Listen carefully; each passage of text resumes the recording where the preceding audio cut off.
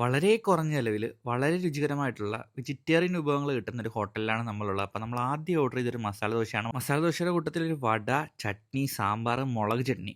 മസാല ദോശയെക്കുറിച്ചിട്ട് പറയുകയാണെന്നുണ്ടെങ്കിൽ എനിക്കിതിൻ്റെ മസാല വളരെയധികം ഇഷ്ടപ്പെട്ടു. ഈ അടുത്ത് നമ്മൾ കഴിച്ച മസാലകളിൽ എനിക്ക് വളരെ രുചികരമായിട്ട് തോന്നിയ ഒരു മസാലയായിരുന്നു ഈ മസാല ദോശയ്ക്ക് ഉള്ളിൽ നിന്ന് കിട്ടിയത്. പക്ഷേ ഭയങ്കരമായിട്ടുള്ള ക്രിസ്പി ദോശയൊന്നുമല്ല.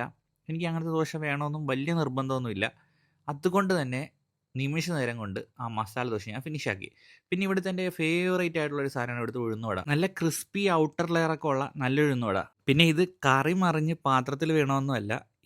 ഞാനൊരു ഗീ റോസ്റ്റ് പറഞ്ഞപ്പം അതിൻ്റെ പുറത്ത് കൊണ്ട കറി ഒഴിച്ചതാണ്. എന്നെ ഇത് വല്ലാതെ അത്ഭുതപ്പെടുത്തി.